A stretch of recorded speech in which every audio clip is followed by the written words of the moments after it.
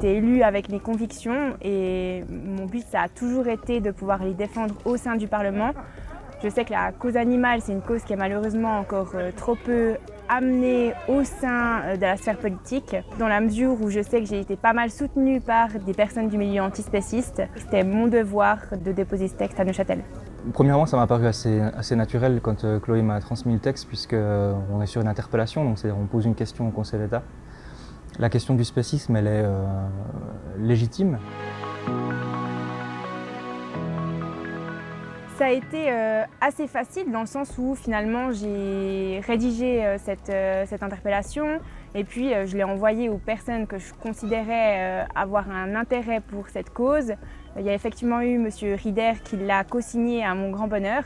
Je savais qu'il avait effectivement un intérêt pour la cause animale et j'ai été extrêmement heureuse de finalement pouvoir faire en sorte qu'il soit le premier élu libéral radical à signer une telle intervention. Je me suis quand même posé la question de savoir comment ça serait interprété dans mon groupe, mais c'est vrai qu'au PLR, j'allais dire même surtout au PLR, on est très attaché à cette liberté.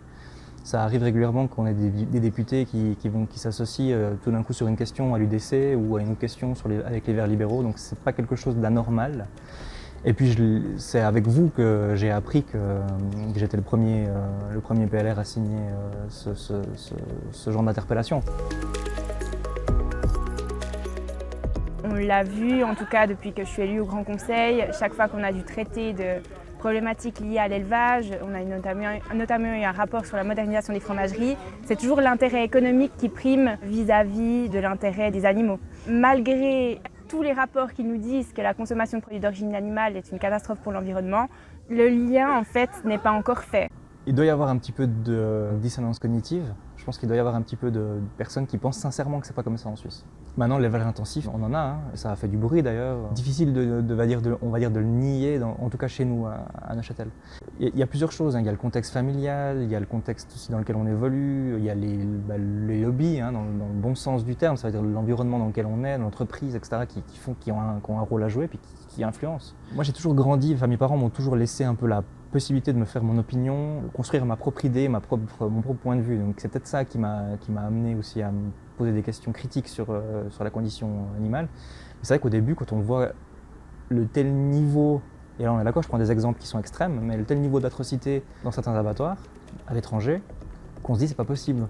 Je pense que par extrapolation, on se dit, dans les abattoirs c'est propre, c'est une petite piqûre, il sent rien, il voit rien, et puis c'est réglé. Alors que c'est un tout petit peu plus violent.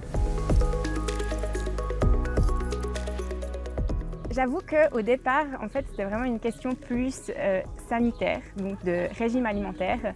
J'ai commencé par réduire ma consommation de viande en cherchant, et c'est pour ça que je trouve que l'information, c'est quelque chose qui est essentiel.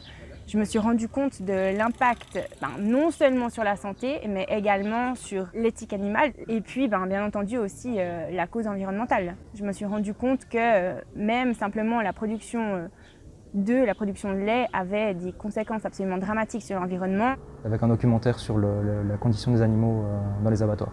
On parle souvent de dignité, vous savez, c'est souvent un mot qui revient. Et je me suis posé la question est-ce qu'on pouvait en fait, est-ce que c'est possible de tuer un animal avec dignité en fait. Puis ça a commencé comme ça.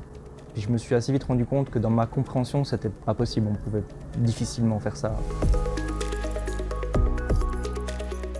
Oui, mais complètement. Moi j'ai fait une première législature de 2017 à 2020. Où j'étais le seul végétarien de l'hémicycle, le seul qui avait une petite préoccupation par rapport à la condition animale. Donc quand Chloé, que je connaissais avant, a été élue, j'étais plutôt content parce que je savais que c'est des thématiques qui allaient peut-être un peu plus venir.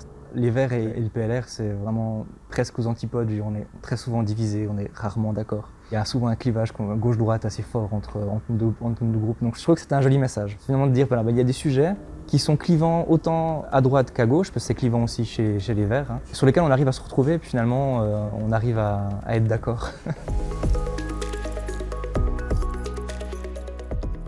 J'espère sincèrement que le Conseil d'État va prendre la question en main et va effectivement faire une réponse circonstanciée.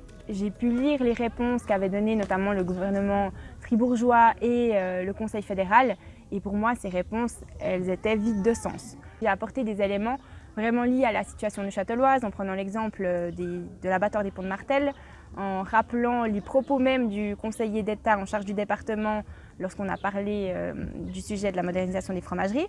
J'espère aussi qu'il saisira l'opportunité du plan climat sur lequel on est en train de se pencher pour faire le lien entre l'antispécisme et la possibilité de modifier notre consommation et notre production pour aller vers une alimentation beaucoup plus végétale. L'interpellation, elle est assez ouverte, donc elle va permettre aussi au Conseil d'État de pouvoir donner son appréciation vis-à-vis du spécisme. Et puis, je pense savoir qu'est-ce qui va être répondu. Est-ce qu'il y a une autre vision ou est-ce que c'est une vision qui est toujours très très fermée? On verra.